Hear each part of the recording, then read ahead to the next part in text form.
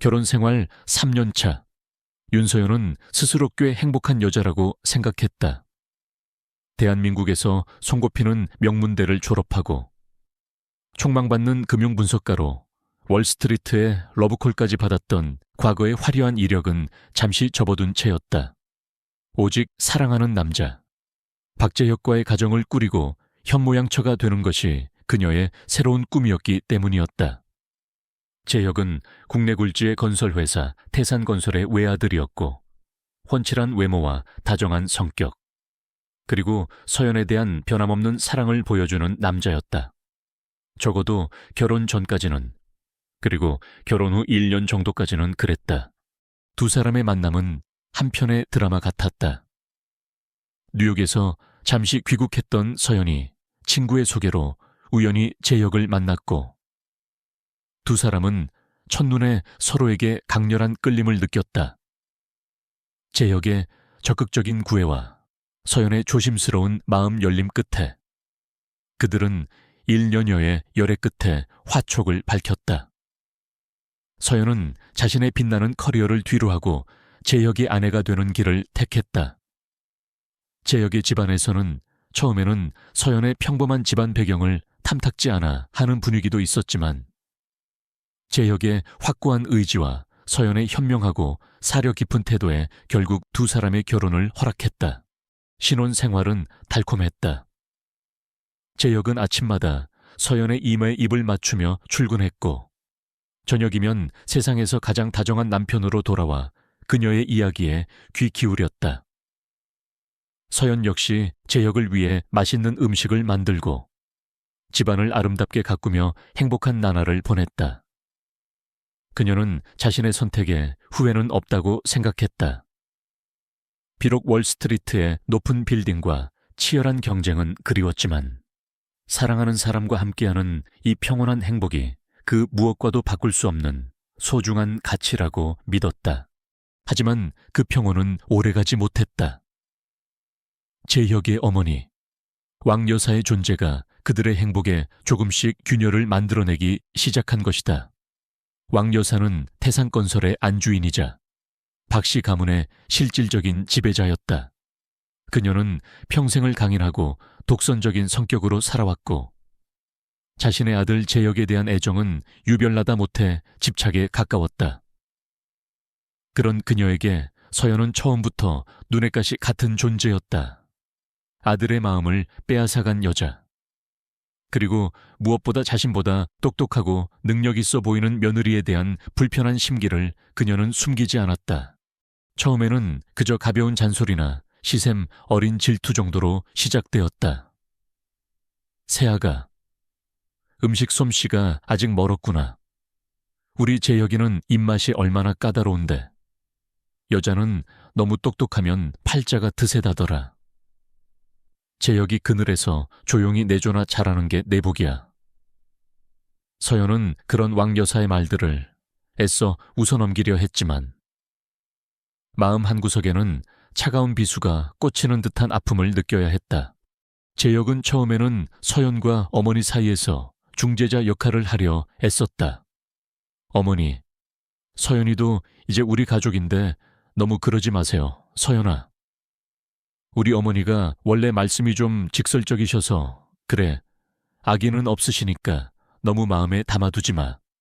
하지만 그의 그런 어설픈 중재는 오히려 상황을 악화시킬 뿐이었다. 왕 여사는 아들이 며느리 편을 든다며 더욱더 서연을 못마땅하게 여겼고 서연 역시 남편의 그런 미온적인 태도에 실망감을 감출 수 없었다. 시간이 흐를수록 왕 여사의 간섭과 멸시는 점점 더 노골적으로 변해갔다. 그녀는 시도 때도 없이 아들 부부의 집에 드나들며 서연의 살림살이 하나하나의 트집을 잡았고 심지어는 서연의 옷차림이나 말투까지 지적하며 그녀의 자존심을 짓밟았다. 세아가, 너는 어쩜 그렇게 천박하게 웃니? 우리 집안 사람들은 다 교양 있게 행동한단다. 네가 입고 있는 그 옷, 시장 좌판에서나 파는 싸구려 아니냐. 우리 집안 망신시키지 말고 당장 벗어버리거라. 서연은 매 순간이 지옥 같았다. 하지만 그녀는 섣불리 반항하거나 불만을 터뜨릴 수 없었다. 그녀에게는 아직 재혁에 대한 사랑과 그와의 가정을 지키고 싶다는 마지막 희망이 남아있었기 때문이었다. 그리고 무엇보다 그녀는 아직 왕 여사와 재혁의 진짜 속셈을 알지 못했다. 그들이 얼마나 잔인하고 이기적인 사람들인지, 그리고 그들의 그 오만함 뒤에 얼마나 추악한 비밀이 숨겨져 있는지를. 결정적인 사건은 결혼 3주년 기념일을 며칠 앞두고 터졌다. 서연은 그동안 자신이 모아두었던 비상금과 약간의 주식 투자로 얻은 수익금으로 재혁에게 깜짝 선물을 해주고 싶었다. 그가 평소에 갖고 싶어 했던 고급 시계였다. 하지만 그 계획을 실행에 옮기기도 전에 왕 여사가 먼저 선수를 친 것이다. 그날 저녁 왕 여사는 재혁과 서연을 자신의 저택으로 불렀다. 그리고 아주 인자한 미소를 지으며 재혁에게 말했다. 아들아, 내가 네 결혼 3주년 선물로 작은 빌딩 하나를 내 이름으로 사두었다. 사업하는데 조금이나마 보탬이 되길 바란다. 재혁은 깜짝 놀라며 기쁨을 감추지 못했다. 어머니, 정말이세요? 이렇게 큰 선물을. 서연 역시 놀랐지만 마음 한구석에서는 왠지 모를 씁쓸함이 밀려왔다.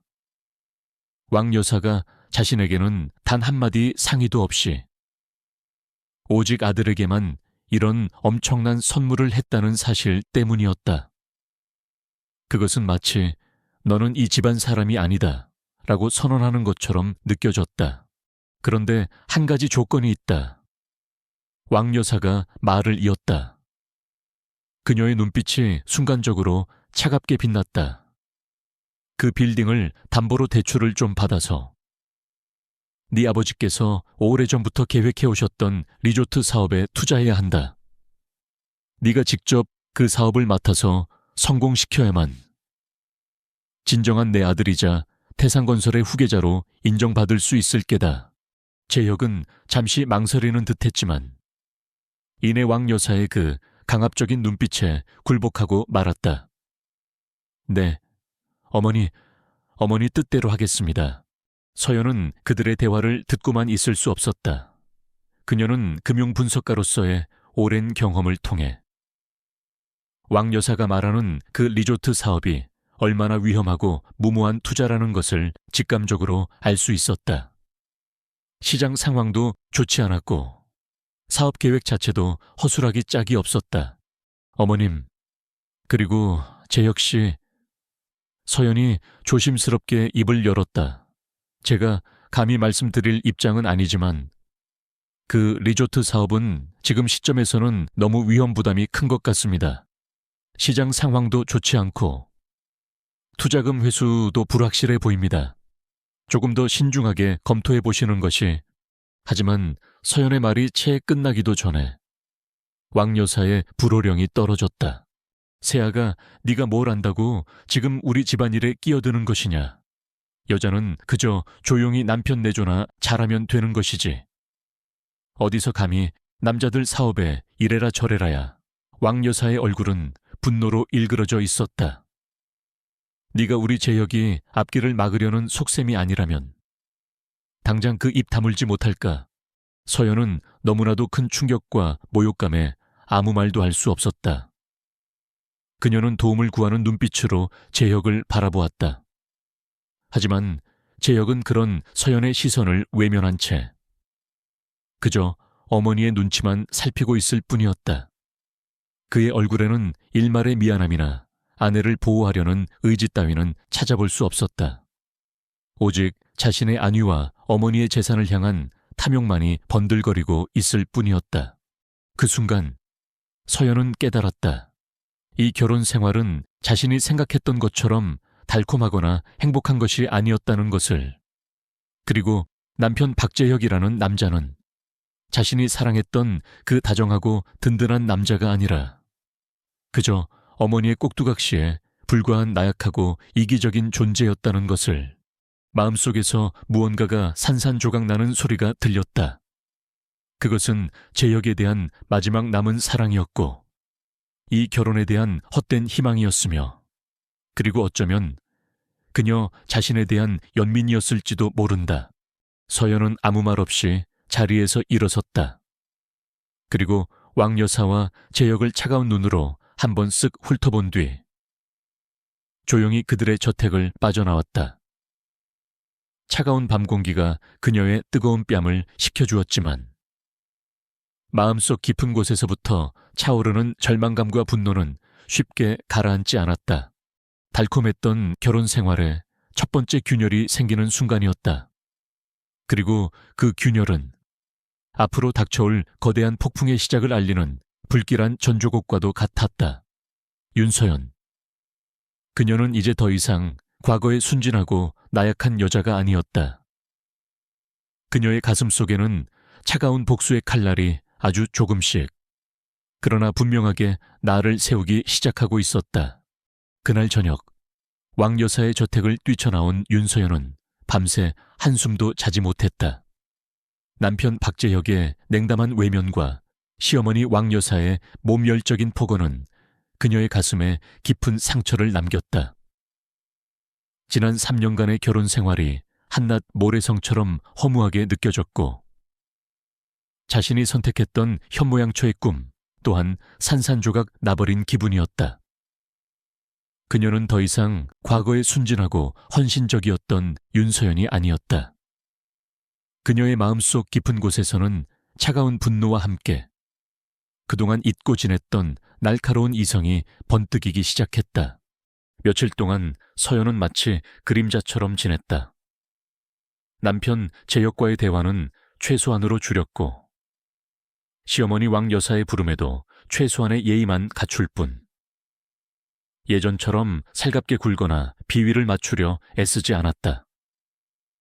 그녀의 그런 변화를 제역과 왕 여사도 어렴풋이 눈치챘지만 그들은 그것을 대수롭지 않게 여겼다.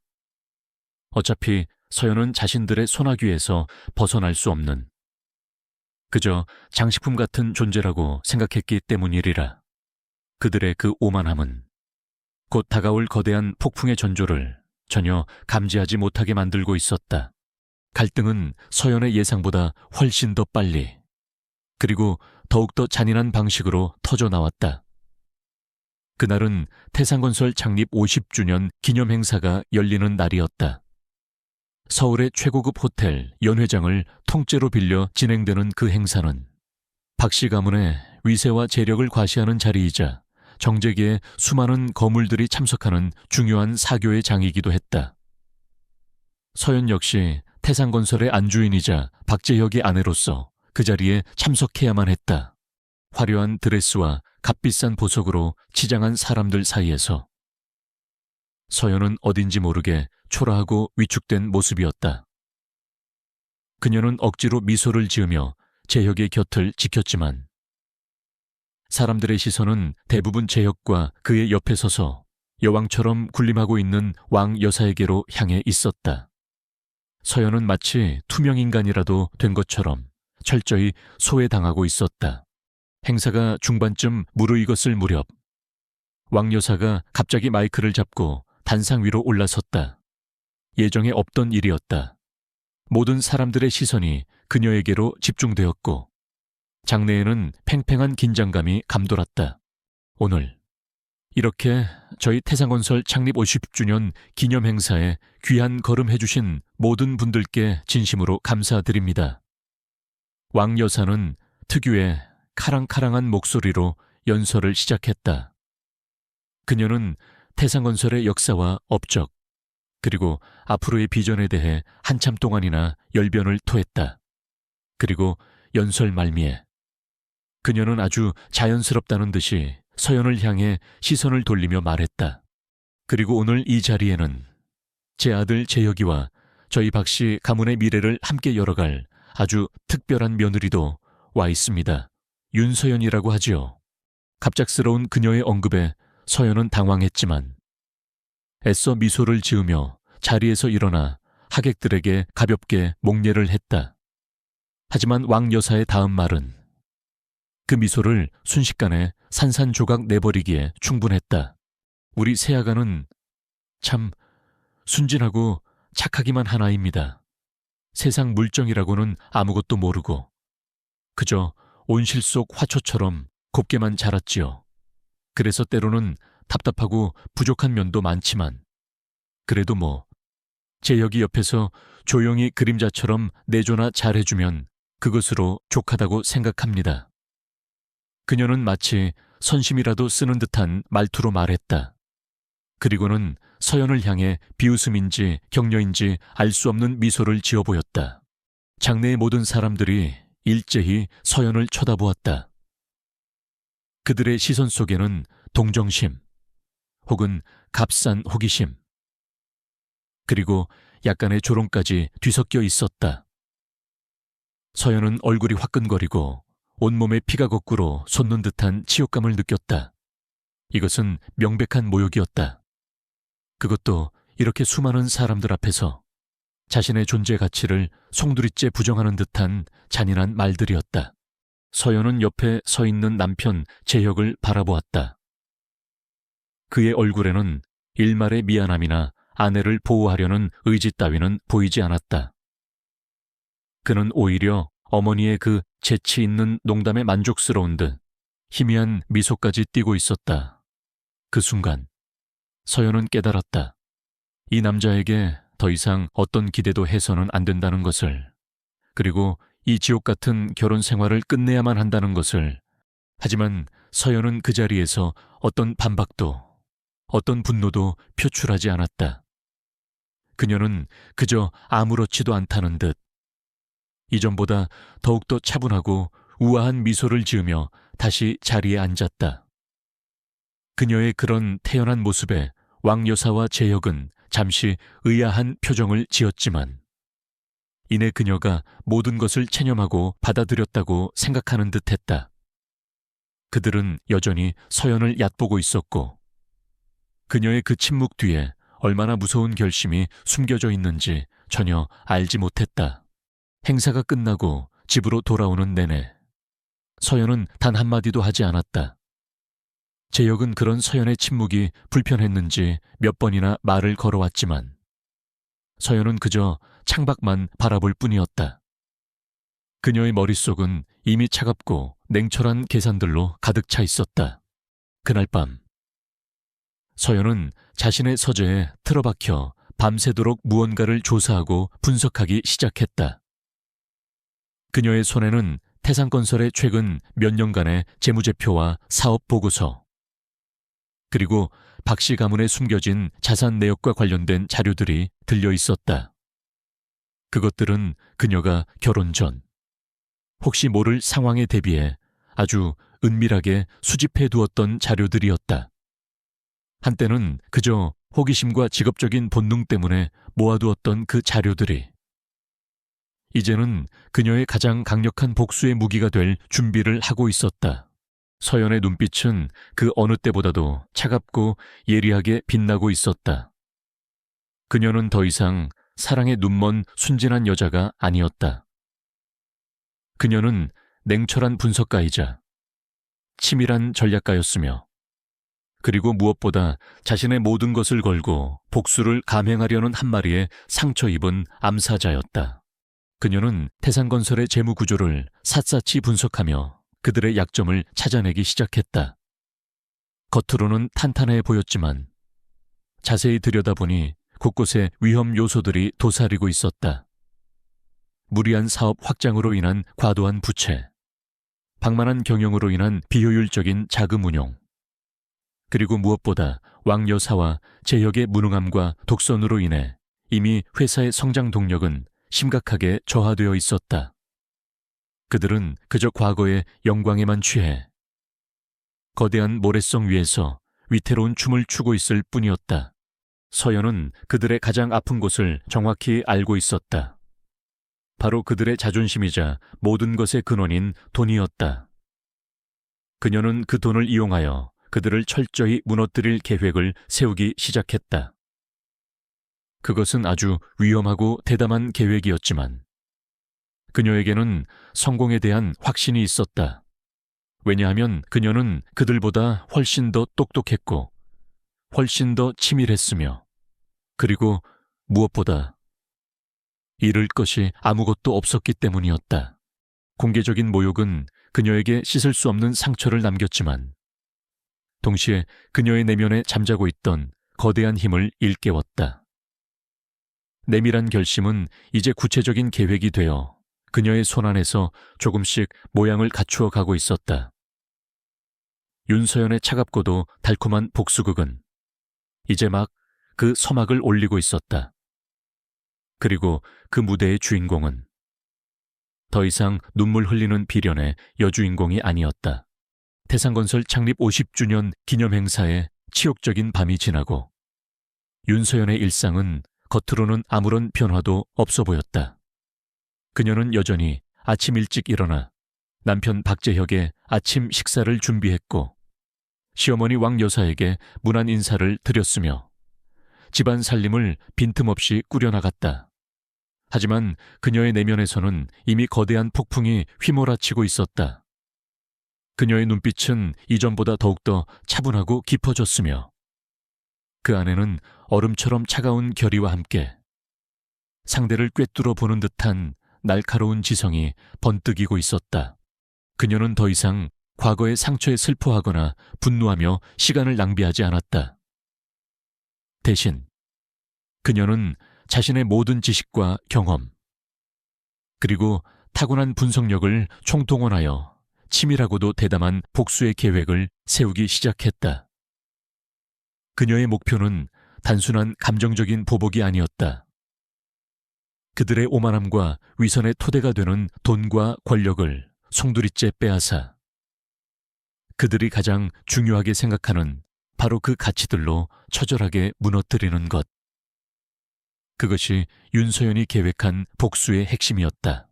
지난 며칠 밤낮으로 태산건설의 재무제표와 박씨 일가의 숨겨진 자산 내역을 분석한 결과 서연은 그들의 가장 치명적인 약점을 정확히 파악할 수 있었다.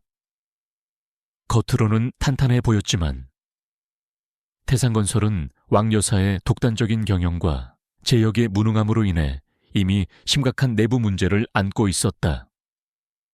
특히 몇 년 전부터 왕 여사가 야심차게 추진해온 대규모 리조트 개발 사업은 시장 상황을 제대로 예측하지 못한 무리한 투자와 방만한 자금 운용으로 인해 엄청난 규모의 부실 채권을 양산하고 있었다. 그것은 마치 시한폭탄과도 같아서 언제 터질지 모르는 위험한 뇌관이었다. 서연은 바로 이 리조트 사업을 자신의 첫 번째 공격 목표로 삼았다. 그녀는 자신의 옛 금융계 인맥들을 아주 조심스럽게 그리고 은밀하게 접촉하기 시작했다. 월스트리트에서 함께 일했던 동료들, 그리고 과거 그녀의 뛰어난 분석력과 투자 감각을 높이 평가했던 몇몇 해외 투자 펀드 매니저들. 그녀는 그들에게 자신의 신분을 철저히 숨긴 채 익명의 투자 자문가로서 태산건설 리조트 사업의 위험성을 경고하는 분석 보고서를 전달했다.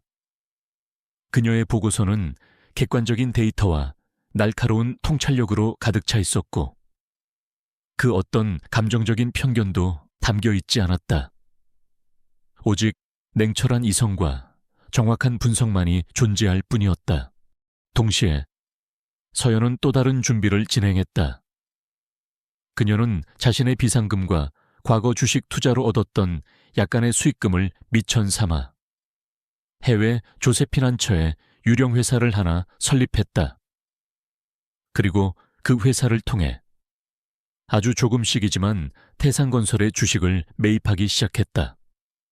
물론 당장 그녀의 자금력으로는 태산건설의 경영권에 영향을 미칠 만한 수준은 아니었다. 하지만 그녀의 목표는 당장의 경영권 장악이 아니었다. 그것은 앞으로 다가올 결정적인 순간을 위한 작은 포석이자 적들의 눈을 속이기 위한 교묘한 위장술이었다. 남편 재혁과 시어머니 왕 여사는 서연의 이런 은밀한 움직임을 전혀 눈치채지 못했다. 그들은 여전히 서연을 자신들의 발 아래에 있는 순진하고 나약한 여자 정도로만 생각하고 있었다. 재혁은 매일같이 술과 유흥에 빠져 지냈고 왕 여사는 사교 모임과 명품 쇼핑으로 소일하며 자신의 권력을 과시하는데 여념이 없었다. 그들은 자신들의 발밑에서 거대한 지각 변동이 일어나고 있다는 사실을 꿈에도 상상하지 못하고 있었다. 서연은 그런 그들의 오만함과 어리석음을 경멸하면서도 한편으로는 그것이 자신의 계획을 성공시키는데 아주 유리한 조건이라는 것을 잘 알고 있었다. 그녀는 그들 앞에서 더욱더 순종적이고 헌신적인 며느리이자 아내의 역할을 연기했다. 아침 일찍 일어나 정성껏 식사를 준비했고 왕 여사의 말도 안 되는 트집과 잔소리에도 미소를 잃지 않았으며 재혁의 방탕한 생활에도 아무런 불평 없이 침묵을 지켰다. 그녀의 그런 모습은 왕 여사와 재혁에게 역시 윤서연은 별 수 없는 여자야라는 확신을 심어주기에 충분했다. 하지만 아무도 없는 밤, 서연은 자신의 서재에 틀어박혀 노트북 화면을 응시하며 차가운 미소를 지었다. 그녀의 손가락은 빠르게 키보드 위를 움직였고 그녀의 머릿속에서는 수많은 숫자와 그래프 그리고 복잡한 금융 공식들이 쉴 새 없이 돌아가고 있었다. 그녀는 마치 거대한 체스판 위에서 상대방의 수를 예측하고 다음 수를 놓는 노련한 체스 마스터와도 같았다. 그녀의 목표는 단 하나, 체크메이트였다. 시간이 흐를수록 서연의 계획은 조금씩 그 효과를 드러내기 시작했다. 그녀가 익명으로 전달한 분석 보고서는 해외 투자자들 사이에서 조용히 퍼져나갔고 태산건설 리조트 사업에 대한 부정적인 전망이 확산되기 시작했다. 몇몇 해외 투자 펀드들은 이미 투자 계획을 철회하거나 축소하기 시작했고 그것은 태산건설의 자금줄에 미미하지만 분명한 압박을 가하기 시작했다. 또한 서연이 유령회사를 통해 매입한 태산건설의 주식은 아주 작은 불씨가 되어 시장에 미묘한 파장을 일으키고 있었다. 그녀는 의도적으로 특정 시점에 주식을 대량으로 매도하거나 매입하는 방식으로 주의 작은 변동성을 만들었고 그것은 시장의 불안 심리를 자극하며 다른 개미 투자자들의 투매를 유도했다. 물론 아직까지는 그 영향력이 미미했지만 그녀는 알고 있었다. 작은 눈덩이라도 계속해서 굴리다 보면 언젠가는 거대한 눈사태가 되어 모든 것을 집어삼킬 수 있다는 것을 박재혁과 왕 여사는 여전히 아무것도 눈치채지 못하고 있었다. 그들은 최근 회사의 주가가 조금씩 하락하고 몇몇 투자 계약이 불발되는 것을 그저 일시적인 시장 상황 악화 정도로만 치부했다. 그들의 머릿속에는 오직 자신들의 안위와 쾌락만이 가득 차 있었고 회사의 미래나 직원들의 생계 따위는 안중에도 없는 듯했다. 서연은 그런 그들을 보며 다시 한번 자신의 복수가 얼마나 정당한 것인지를 깨달았다. 이것은 단순한 개인적인 원한풀이가 아니었다. 이것은 부패하고 무능한 경영진으로부터 회사를 구하고 그들의 탐욕 때문에 고통받는 수많은 사람들을 위한 정의로운 싸움이었다. 복수의 서막은 그렇게 조용히 그러나 아주 치밀하게 오르고 있었다. 윤서연이라는 이름의 가면 뒤에 숨겨진 냉철한 전략가의 눈빛은 이제 곧 다가올 거대한 폭풍을 예고하며 밤하늘의 별처럼 차갑게 빛나고 있었다. 그녀의 손짓 하나하나가 거대한 톱니바퀴를 움직이기 시작했고 그 톱니바퀴는 이제 멈출 수 없는 운명의 수레바퀴가 되어 그녀의 적들을 향해 굴러가고 있었다. 아무도 그 거대한 수레바퀴의 최종 목적지가 어디인지 그리고 그 파괴력이 얼마나 엄청날지는 상상조차 하지 못하고 있었다. 시간은 윤서연의 편인 것처럼 정확하고 냉정하게 흘러갔다. 그녀가 해외 투자 펀드 매니저들에게 익명으로 보낸 태산건설 리조트 사업 분석 보고서는 조용하지만 강력한 파장을 일으키기 시작했다. 보고서에 담긴 객관적인 데이터와 날카로운 시장 분석은 그동안 태산건설의 화려한 겉모습에 가려져 있던 리조트 사업의 실질적인 위험성을 명확히 드러냈고, 자금줄을 쥐고 있던 해외 투자자들은 하나둘씩 투자 계획을 재검토하거나 보류하기 시작했다. 왕 여사가 그토록 자신했던 대규모 해외 자본 유치는 그렇게 조금씩 삐걱거리기 시작했다. 동시에 서연이 조세핀 안처의 유령 회사를 통해 아주 조금씩 매집했던 태산건설의 주식은 그녀의 의도대로 시장의 미묘한 불안감을 조성하는 불쏘시개 역할을 했다. 그녀는 마치 숙련된 파도타기 선수처럼 시장의 작은 흐름을 읽고 정확한 타이밍에 주식을 사고 팔며 주게 인위적인 변동성을 만들어냈다. 처음에는 그저 일시적인 현상으로 치부했던 개인 투자자들도 반복되는 주가 하락과 알 수 없는 대량 매도 주문에 점차 불안감을 느끼기 시작했고, 이는 곧 투매 현상으로 이어졌다. 태산건설의 주가는 눈에 띄게 하락하기 시작했다. 박재혁과 왕 여사는 처음에는 이러한 상황을 대수롭지 않게 여겼다. 그들은 여전히 자신들의 능력과 태산건설이라는 이름이 가진 힘을 맹신하고 있었다. 요즘 경기가 안 좋아서 그래, 조금 지나면 다 괜찮아질 거야. 재혁은 늘 그렇게 태평한 소리만 늘어놓았고, 왕 여사 역시 어디 감히 우리 태산건설을 흔들려고 해두고 보라지. 결국 다 우리 발밑에 무릎 꿇게 될 테니 하며 근거 없는 자신감만을 내비쳤다. 그들의 눈에는 윤서연이라는 존재는 여전히 안중에도 없었다. 그저 집안 살림이나 하는 세상 물정 모르는 어리숙한 며느리일 뿐이었다. 서연은 그런 그들의 오만함과 무지함을 조용히 비웃으며 자신의 계획을 한 단계 더 진전시켰다.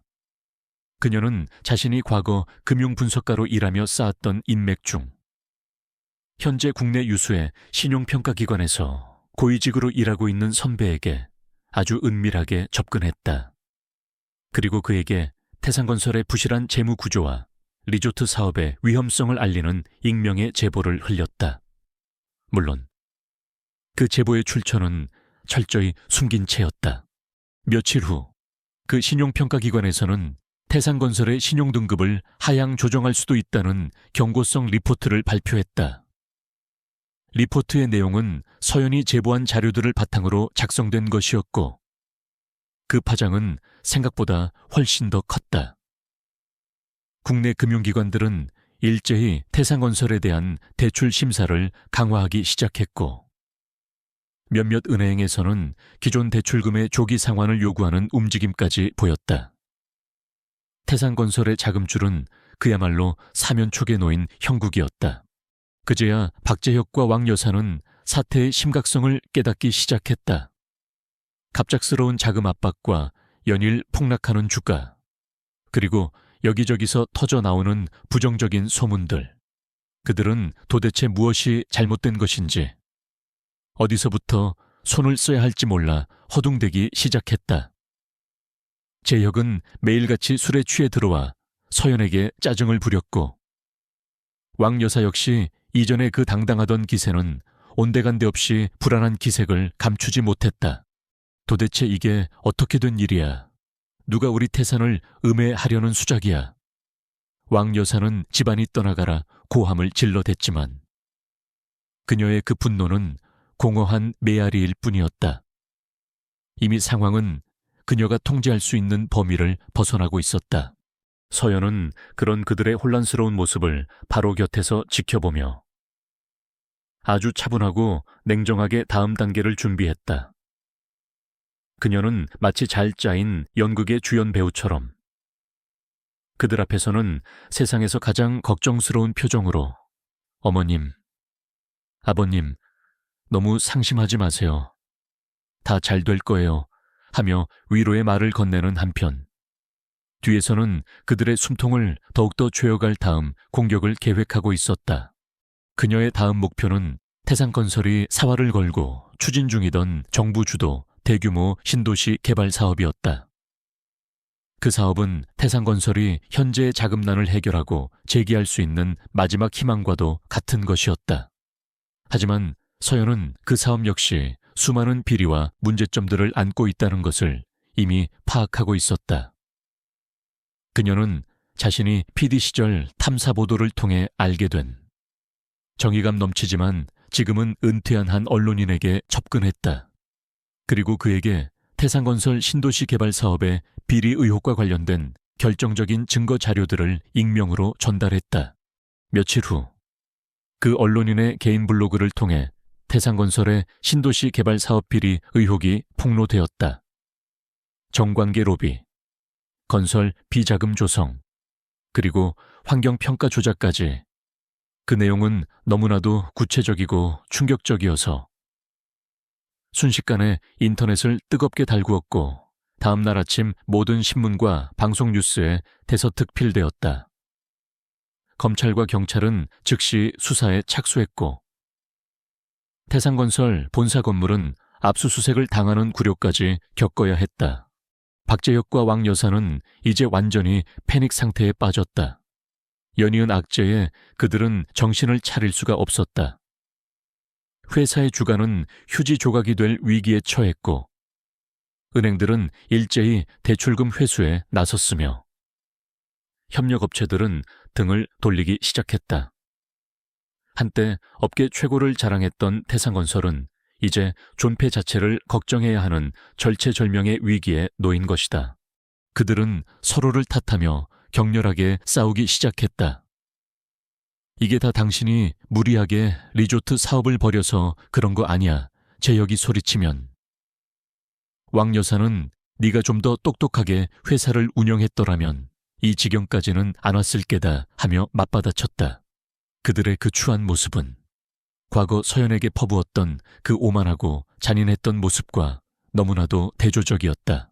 서연은 그 모든 것을 아주 차가운 눈으로 지켜보았다. 그녀의 마음속에는 이제 어떤 동정심도, 어떤 연민도 남아있지 않았다. 오직 차갑게 식어버린 복수심과 함께 자신이 계획한 모든 것들이 한치의 오차도 없이 정확하게 맞아떨어지고 있다는 것에 대한 냉정한 만족감만이 존재할 뿐이었다. 첫 번째 금융 공격은 성공적이었다. 적들은 혼란에 빠졌고 그들의 성은 서서히 무너져 내리고 있었다. 하지만 이것은 아직 시작에 불과했다.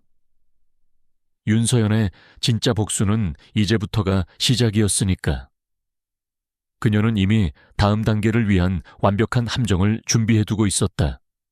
그리고 그 함정은 그들이 상상조차 할 수 없는 방식으로 그들의 모든 것을 빼앗아갈 것이었다. 핏빛으로 물든 복수의 무대는 이제 절정을 향해 치닫고 있었다. 태산건설을 둘러싼 비리 의혹이 걷잡을 수 없이 확산되면서 회사는 그야말로 풍전등화의 위기에 놓였다. 검찰과 경찰의 강도 높은 수사가 연일 이어졌고 그 과정에서 왕 여사와 박재혁의 무능함과 부도덕함은 더욱더 명백하게 드러났다.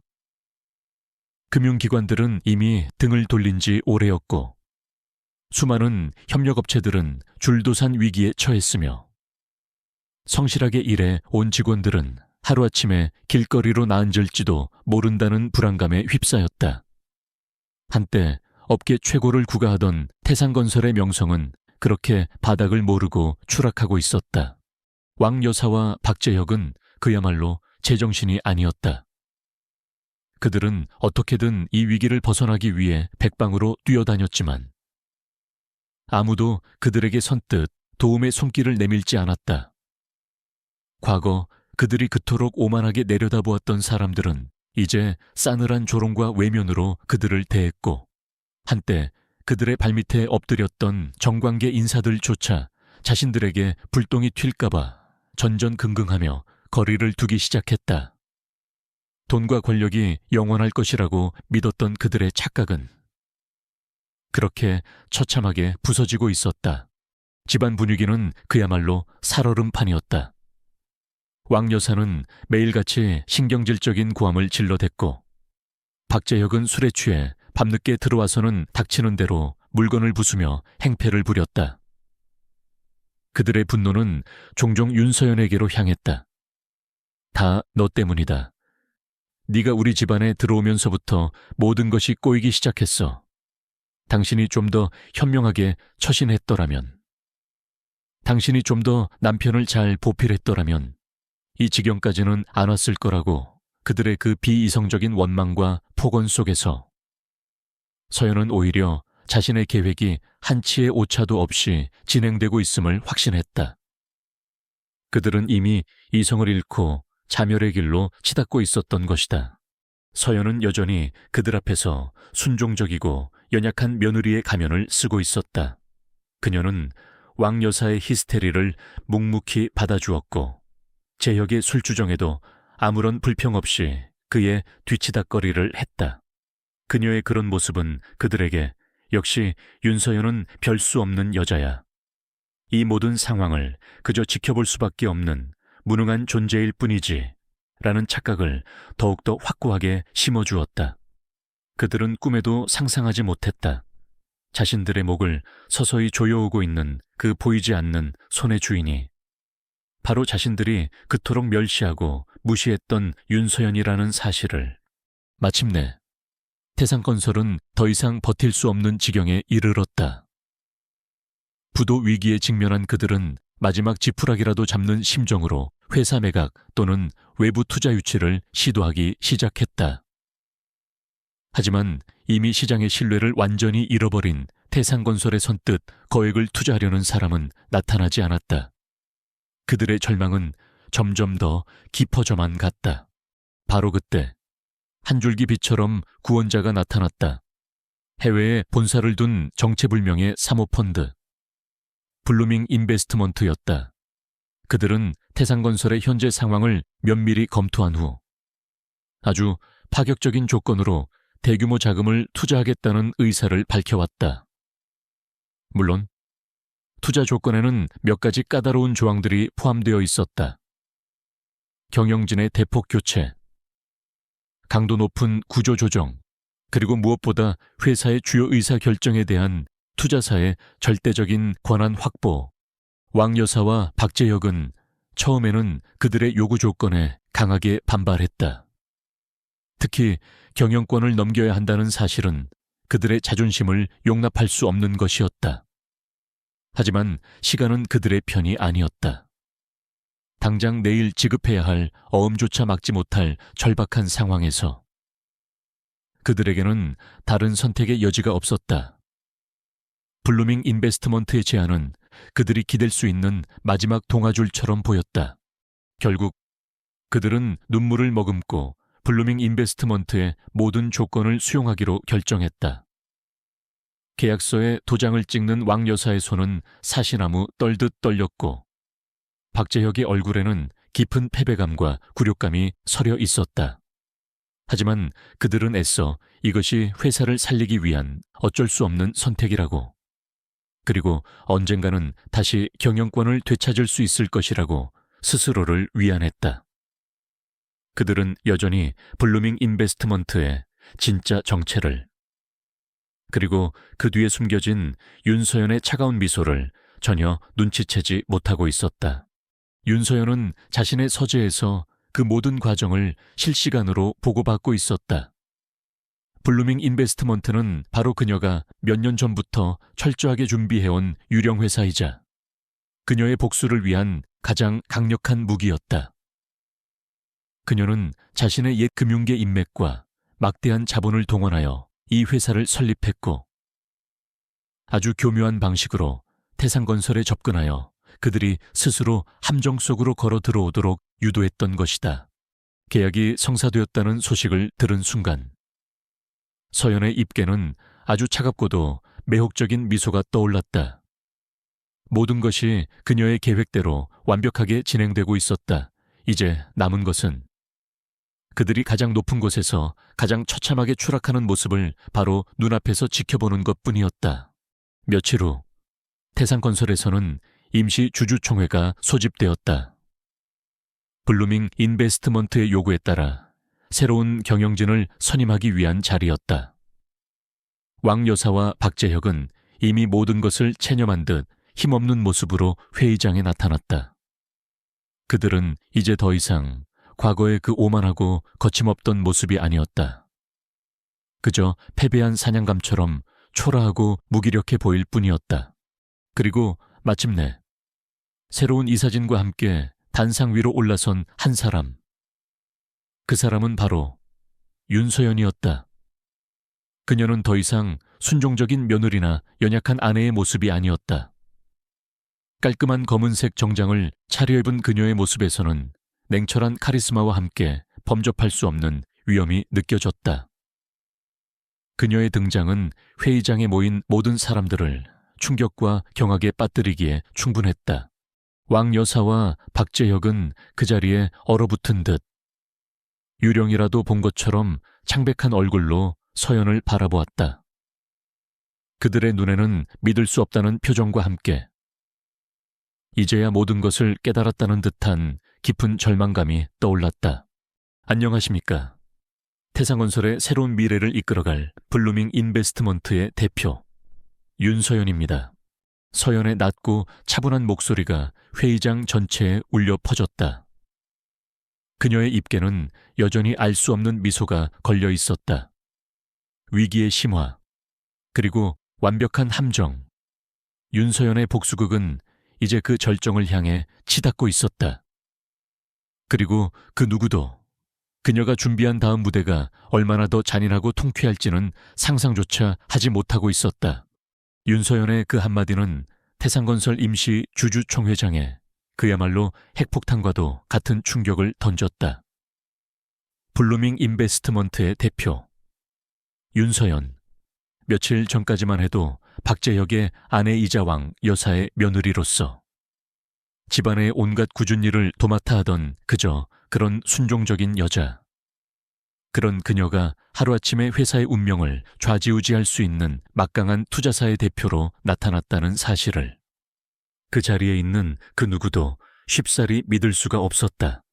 특히 왕 여사와 박재혁의 얼굴은 이미 사색을 넘어 잿빛으로 변해 있었다. 왕 여사는 금방이라도 쓰러질 것처럼 위태롭게 몸을 떨었고 박재혁은 멍하니 입만 벌린 채 서연과 그녀 뒤에 도열한 블루밍 인베스트먼트의 임원들을 번갈아 쳐다볼 뿐이었다. 그들의 머릿속은 지금 이 기괴하고도 악몽 같은 현실을 도저히 받아들이지 못하고 있는 듯했다. 서연아, 네가 어떻게...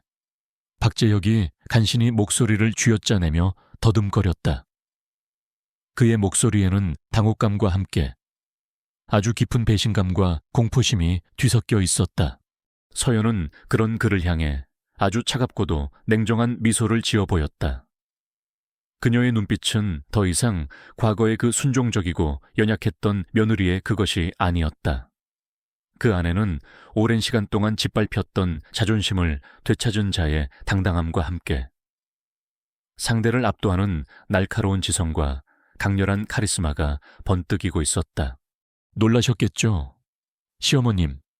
그리고 제 역시 서연이 아주 낮고 차분한 그러나 회의장 전체를 압도하는 힘 있는 목소리로 입을 열었다. 제가 바로 여러분이 그토록 간절하게 기다렸던 구원자입니다. 물론 여러분이 상상했던 방식과는 조금 다르겠지만요. 그녀의 말 한마디 한마디는 마치 잘 벼려진 칼날처럼 왕 여사와 박재혁의 가슴을 후벼 파는 듯했다. 어떻게 네가 감히 이런 짓을 너는 우리 박씨 가문의 은혜를 원수로 갚는 것이냐. 왕 여사가 마침내 참았던 분노를 터뜨리며 고함을 질렀다. 그녀의 얼굴은 분노와 굴욕감으로 일그러져 있었다. 은혜라고요. 어머님, 서연이 싸늘하게 되물었다. 제가 지난 3년간 이 집에서 받은 것이 과연 은혜였을까요? 아니면 모욕과 멸시였을까요? 어머님께서는 제가 감히 어머님의 아들과 결혼했다는 이유만으로, 그리고 제가 어머님보다 조금 더 똑똑하고 유능하다는 이유만으로 저를 철저히 무시하고 짓밟으셨죠. 기억나십니까? 태상건설 창립 50주년 기념 행사에서 수많은 사람들 앞에서 저를 어떻게 소개하셨는지, 순진하고 착하기만 한 아이, 세상 물정 모르는 온실 속 화초, 남편 옆에서 조용히 그림자처럼 내조나 잘하면 족한 존재라고요. 서연의 목소리는 점점 더 차갑고 날카로워졌다. 그녀의 눈빛에서는 그동안 억눌러왔던 모든 서름과 분노가 한꺼번에 터져 나오는 듯 했다. 그리고 제 역시 그녀의 시선이 이번에는 박재혁에게로 향했다. 재혁은 그녀의 그 강렬한 시선을 감당하지 못하고 고개를 숙였다. 당신은 어땠나요? 당신은 내 남편이었음에도 불구하고 단 한 번이라도 내 편이 되어준 적이 있었나요? 당신은 늘 어머니의 그늘 뒤에 숨어 어머니의 부당한 처사에 침묵으로 동조했고 심지어는 함께 나를 모욕하고 비웃었죠. 내가 금융 전문가로서 태산건설의 위험성을 경고했을 때 당신은 내 말을 그저 아내의 어리석은 잔소리쯤으로 치부해버렸고요. 그 결과가 바로 오늘의 이 비참한 현실입니다. 서연의 외침은 대회의실 전체에 서늘하게 울려 퍼졌다. 다른 주주들과 임원들은 숨죽인 채 이 엄청난 드라마를 지켜보고 있었다. 그들 중 몇몇은 과거 왕 여사와 박재혁의 전횡에 시달렸던 경험이 있었기에 서연의 말에 은근히 동조하는 듯한 표정을 짓기도 했다. 내가 뭘 그렇게 잘못했다는 거냐? 박재혁이 발악하듯 소리쳤다. 회사가 어려워진 건 다 경기 탓이고 운이 없었을 뿐이야. 당신이 뭔데 감히 나를 비난해. 운이 없었다고요. 서연이 코웃음을 쳤다. 천만에요. 이것은 결코 운의 문제가 아닙니다. 이것은 당신들의 무능함과 오만함이 불러온 필연적인 결과예요. 당신들은 시대의 흐름을 읽지 못했고 변화를 두려워했으며 오직 자신들의 안위와 쾌락만을 추구했죠. 그 결과 한때 업계 최고를 자랑했던 태산건설은 이렇게 한순간에 몰락하게 된 겁니다. 서연은 준비해온 자료들을 스크린에 띄우며 태산건설이 몰락하게 된 과정을 조목조목 설명하기 시작했다. 왕 여사의 독단적인 투자 결정, 박재혁의 방만한 자금 운용, 그리고 그들이 놓쳐버린 수많은 사업 기회들까지. 그녀의 분석은 날카롭고 정확했으며 그 어떤 반론도 허용하지 않을 만큼 논리 정연했다. 그녀는 더 이상 과거의 순종적인 며느리가 아니었다. 그녀는 냉철한 금융 분석가이자 모든 것을 잃었던 한 여자의 처절한 복수를 감행하는 잔혹한 승부사였다. 왕 여사와 박재혁은 서연의 그 거침없는 폭로 앞에서 아무런 말도 하지 못하고 그저 고개만 떨구고 있었다. 그들의 얼굴에는 이제 분노나 당혹감 대신 깊은 절망과 함께 모든 것을 체념한 듯한 표정만이 남아있을 뿐이었다. 그들은 자신들이 얼마나 어리석었고 또 얼마나 잔인했는지를 이제야 깨닫고 있는 것인지도 몰랐다. 그리고 이 모든 것을 가능하게 만든 것은 바로 여러분이 그토록 무시하고 멸시했던 저 윤서연입니다. 서연이 마지막으로 결정타를 날렸다. 제가 바로 여러분의 발목을 잡았던 그 익명의 투자 분석 보고서를 작성했고 제가 바로 태산건설의 주가를 뒤흔들었던 그 보이지 않는 손이었으며 그리고 제가 바로 오늘 이 자리에서 여러분의 운명을 결정지을 블루밍 인베스트먼트의 실질적인 주인입니다. 그녀의 마지막 고백은 회의장에 모인 모든 사람들에게 다시 한번 엄청난 충격을 안겨주었다. 그 누구도, 심지어 서연의 계획을 어렴풋이 짐작하고 있던 몇몇 사람들조차도 그녀가 이토록 치밀하고 대담하게 모든 것을 계획하고 실행했을 줄은 상상조차 하지 못했던 것이다. 서연은 그들의 경악스러운 표정을 차갑게 내려다보며 말을 이었다. 저는 오늘 이 자리에서 태산건설의 새로운 미래를 선언하고자 합니다. 과거의 모든 부패와 무능을 청산하고 진정한 혁신과 성장을 통해 다시 한번 업계 최고의 기업으로 발돋움할 것입니다. 그리고 그 길에 더 이상 왕 여사님과 박재혁 씨의 자리는 없을 것입니다. 그것은 명백한 축출 선언이었다. 왕 여사와 박재혁은 그 말을 듣고 완전히 무너져 내렸다. 왕 여사는 그 자리에 주저앉아 통곡하기 시작했고, 박재혁은 멍하니 허공만 바라보며 실성한 사람처럼 중얼거렸다. 말도 안 돼. 이건 꿈일 거야. 상상 초월의 충격. 그리고 그 뒤에 찾아온 처절한 몰락. 윤서연의 복수는 그렇게 가장 화려하고도 잔인한 방식으로 완성되고 있었다. 그녀는 더 이상 눈물 흘리지 않았다. 그녀의 얼굴에는 오직 차갑고도 아름다운 미소만이 걸려 있었다. 그것은 승자의 미소였고, 동시에 모든 것을 되찾은 자의 여유로운 미소였다. 이제 남은 것은 이 폐허 위에서 새로운 희망을 건설하는 일뿐이었다. 임시주주총회에서 윤서연이 태상건설의 새로운 지배자임을 선언한 그 순간부터 회사는 거대한 변화의 소용돌이 속으로 빠져들었다. 과거의 낡은 질서는 무너졌고 새로운 시대의 서막이 올랐음을 모두가 직감했다. 서연은 더 이상 과거의 순종적인 며느리가 아니었다. 그녀는 냉철한 판단력과 뛰어난 사업 수완을 가진 카리스마 넘치는 경영자였으며 그녀의 모든 결정은 신속하고 단호했다. 가장 먼저 서연은 대대적인 조직 개편과 함께 새로운 경영진을 구성했다. 왕 여사와 박재혁의 측근으로 분류되던 무능하고 부패했던 임원들은 모두 해임되었고, 그 자리에는 서연이 과거 금융계에서 함께 일했던 유능한 인재들과 함께 회사 내부에서도 능력을 인정받았지만 제대로 된 기회를 얻지 못했던 젊고 혁신적인 직원들이 발탁되었다. 그녀는 학연이나 지연, 혹은 개인적인 친분보다는 오직 능력과 성과만을 기준으로 인재를 등용했고, 이러한 파격적인 인사는 회사 전체에 신선한 충격과 함께 새로운 활력을 불어넣었다. 물론 하루아침에 모든 것이 바뀌지는 않았다. 오랜 시간 동안 왕 여사와 박재혁의 독단적인 경영에 익숙해져 있던 일부 직원들의 반발도 있었고, 갑작스러운 변화에 대한 불안감도 존재했다. 하지만 서연은 흔들리지 않았다. 그녀는 모든 직원들과 직접 소통하며 회사의 비전을 공유했고, 그들의 목소리에 귀 기울였으며 공정하고 투명한 원칙으로 회사를 운영해 나갔다.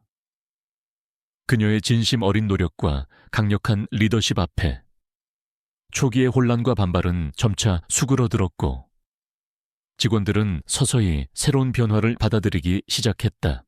서연은 자신이 과거 넥스트 제일 프로젝트에서 제안했던 혁신적인 아이디어들을 하나씩 현실로 만들어 나갔다.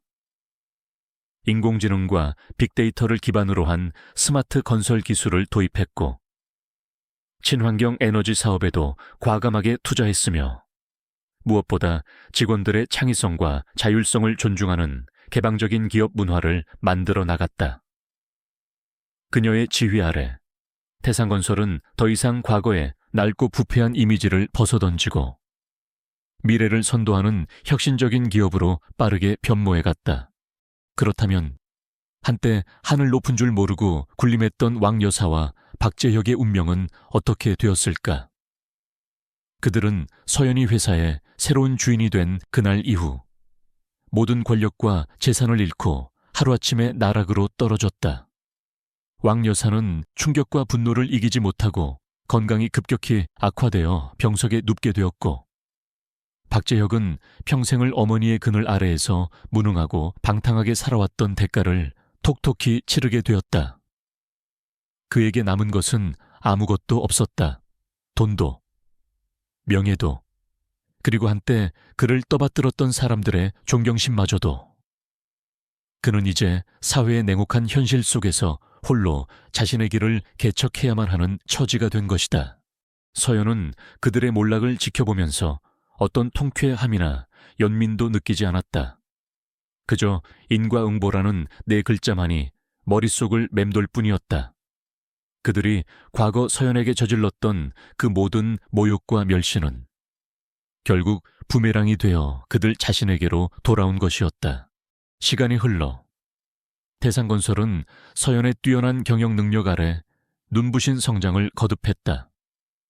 회사의 주가는 연일 최고치를 경신했고 직원들의 얼굴에는 자부심과 활기가 넘쳤으며 업계에서는 태상건설의 혁신적인 변화를 주목하기 시작했다. 서연은 더 이상 박재혁의 아내나 왕 여사의 며느리가 아니었다. 그녀는 자신의 이름 석자, 윤서연 대표로서 당당히 세상에 우뚝 섰다. 어느덧 3년이라는 시간이 흘렀다. 그동안 서연은 단 한 번도 과거를 돌아보거나 후회하지 않았다. 그녀는 오직 앞만 보고 달려왔고 마침내 자신이 꿈꿔왔던 모든 것을 이루어냈다. 그녀는 더 이상 복수를 꿈꾸지 않았다. 이미 그녀의 성공 자체가 그 어떤 복수보다도 더 통쾌하고 완벽한 것이었으니까. 그러던 어느 날 서연은 아주 우연히 길에서 초라한 모습에 박재혁과 마주치게 되었다. 그는 예전에 그 거만하고 자신감 넘치던 모습은 온데간데 없이 삶에 지친 평범한 중년 남자의 모습으로 변해 있었다. 그는 서연을 알아보았지만 차마 고개를 들지 못하고 황급히 자리를 피하려 했다. 서연은 그를 불러 세웠다. 그리고 아주 차분하고 담담한 목소리로 말했다. 오랜만이네요. 박재혁 씨, 잘 지내시는지요? 재혁은 아무 말도 하지 못하고 그저 고개만 숙인 채 서 있었다. 그의 얼굴에는 깊은 수치심과 함께 만감이 교차하는 듯한 복잡한 표정이 떠올랐다. 저는 이제 괜찮습니다. 서연이 말을 이었다. 과거의 일들은 모두 잊었습니다. 당신도 이제 그만 과거의 그늘에서 벗어나 새로운 삶을 살아가시길 바랍니다. 그것이 당신 자신을 위한 길일 테니까요. 그녀의 말에는 어떤 원망이나 비난도 담겨 있지 않았다. 오직 한때나마 자신의 남편이었던 한 인간에 대한 아주 작은 연민. 그리고 모든 것을 용서하고 새로운 미래를 향해 나아가려는 그녀 자신의 성숙한 마음만이 담겨 있을 뿐이었다. 재혁은 그제야 겨우 고개를 들어 서연을 바라보았다. 그의 눈에는 뜨거운 눈물이 고여 있었다. 그는 아무 말 없이 서연에게 깊이 고개를 숙여 보이고는 무거운 발걸음을 옮겨 사라졌다. 그것이 그들의 마지막 만남이었다. 서연은 그날 이후 더욱더 자신의 일에 매진했다. 그녀는 태상건설을 대한민국 최고의 기업으로 만들겠다는 새로운 목표를 세웠고 그 목표를 향해 끊임없이 나아갔다. 그녀에게는 이제 더 이상 개인적인 복수심 같은 것은 남아있지 않았다. 오직 자신의 능력과 열정을 통해 세상에 긍정적인 영향을 미치고 싶다는 순수한 열망만이 가득할 뿐이었다. 그녀는 이번 일을 통해 인생의 아주 중요한 교훈들을 배웠다. 첫째, 진정한 힘은 돈이나 권력이 아니라 바로 자기 자신에 대한 깊은 신뢰와 끊임없는 노력에서 나온다는 것이다. 둘째, 타인을 존중하지 않고 오만하게 행동하는 사람은 결국 스스로 몰락하게 된다는 것이다. 셋째, 과거의 상처에 얽매이기보다는 그것을 발판 삼아 더 나은 미래를 만들어 나가는 것이야말로 진정한 용기라는 것이다. 마지막으로, 진정한 복수란 상대를 파멸시키는 것이 아니라 자신이 더욱더 멋지게 성공하고 행복해지는 것이라는 사실을 오늘도 윤서연은 태상건설의 회장실 창가에 서서 저 멀리 펼쳐진 도시의 스카이라인을 바라본다. 그녀의 얼굴에는 자신감 넘치는 미소와 함께 미래에 대한 밝은 희망이 가득하다. 그녀의 마음속 정원에는 이제 그 어떤 시련의 비바람에도 꺾이지 않을 강인하고 아름다운 꽃 한 송이가 활짝 피어 있었다. 그리고 그 꽃은 윤서연이라는 이름으로 영원히 빛날 것이었다. 그녀의 달콤하면서도 통쾌했던 복수극은 그렇게 막을 내렸지만 그녀의 새로운 인생 이야기는 이제부터가 진짜 시작이었다.